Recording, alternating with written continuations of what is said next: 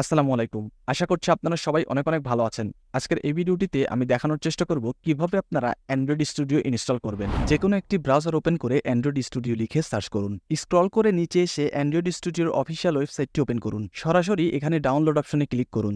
তারপর স্ক্রল করে নিচে এসে এখানে টিকমার্ক দিয়ে ডাউনলোড করুন। ডাউনলোড ডিরেক্টরি সিলেক্ট করে সেভ করুন। কিবোর্ড থেকে Ctrl+J প্রেস করে আমি ডাউনলোড হিস্টোরি ওপেন করে নিচ্ছি। ডাউনলোড কমপ্লিট হলে ফাইল ম্যানেজার ওপেন করবেন। ডাউনলোড ডিরেক্টরি থেকে অ্যান্ড্রয়েড স্টুডিওতে ডবল ক্লিক করে ওপেন করবেন। লোডিং শেষ হলে পারমিশন চাইলে ইয়েস বা অ্যালাউ করে দিবেন। তারপর নেক্সট করে ইনস্টলে ক্লিক করুন। তারপর ইনস্টলেশন প্রসেসটি কমপ্লিট হতে দিন। তারপর নেক্সটে ক্লিক করুন এবং ফিনিশ করে দিন। সবার নিচে দেখুন অ্যান্ড্রয়েড স্টুডিও ব্লিঙ্ক করছে, সেখানে ক্লিক করে দিন। তারপর ডন্ট সেন্ডে ক্লিক করুন। তারপর লোডিং প্রসেসটি কমপ্লিট হতে দিন।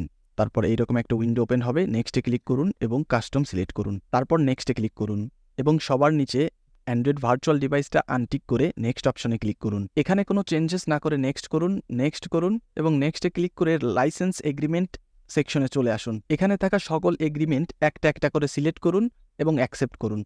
আমি সবগুলা সিলেক্ট করে অ্যাকসেপ্ট করে নিচ্ছি এবং সবার নিচে ফিনিশ অপশনে ক্লিক করে দিচ্ছি। দেখতেই পাচ্ছেন ডাউনলোড প্রসেসটি শুরু হয়ে গেছে। এইটা সম্পূর্ণ নির্ভর করবে আপনার ইন্টারনেট কানেকশন এবং কম্পিউটার পারফরমেন্সের উপরে।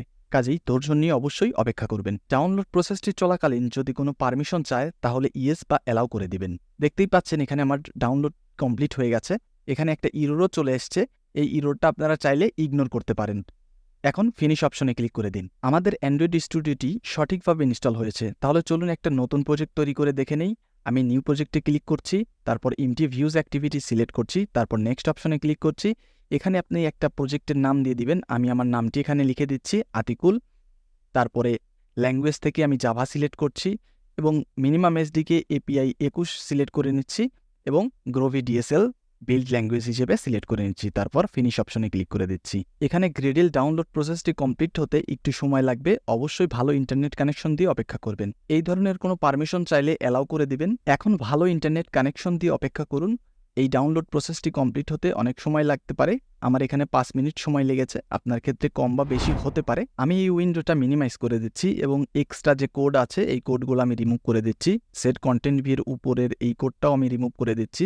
একটা বিষয় লক্ষ্য করুন, উপরে নো ডিভাইসেস লেখা আসছে। তো আমরা এখন যে কাজটি করতে পারি, ডিভাইস ম্যানেজার থেকে একটা ভার্চুয়াল ডিভাইস ক্রিয়েট করতে পারি। এখানে প্লাস আইকনে ক্লিক করে দিব, ক্রিয়েট ভার্চুয়াল ডিভাইসে ক্লিক করে দিব। স্ক্রল করে নিচে এসে পিক্সেল 3a কে সিলেক্ট করে নিব।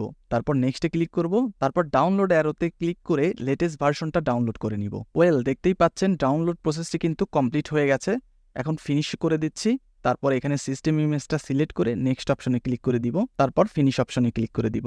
ভার্চুয়াল ডিভাইস ক্রিয়েট করা শেষ। এখন আমরা রান অপশনে ক্লিক করে দিব। প্রথমবার অ্যাপটি বিল্ড হতে অনেক সময় নিতে পারে। অবশ্যই ধৈর্য ধরে অপেক্ষা করবেন। যদি কোনো পারমিশন চায় অ্যালাউ করে দিবেন। তো দেখতেই পাচ্ছেন আমার অ্যাপ্লিকেশনটা কিন্তু অলরেডি প্রায় রান হয়েই গেছে। তো আমি একটু ওয়েট করছি। দেখতে পাচ্ছেন অ্যাপ্লিকেশনটা কিন্তু রান হয়ে গেছে। আপনি কিন্তু চাইলেই খুব সহজে এইভাবে অ্যান্ড্রয়েড স্টুডিও ইনস্টল করে নিতে পারেন। ধন্যবাদ সম্পূর্ণ ভিডিওটি দেখার জন্য।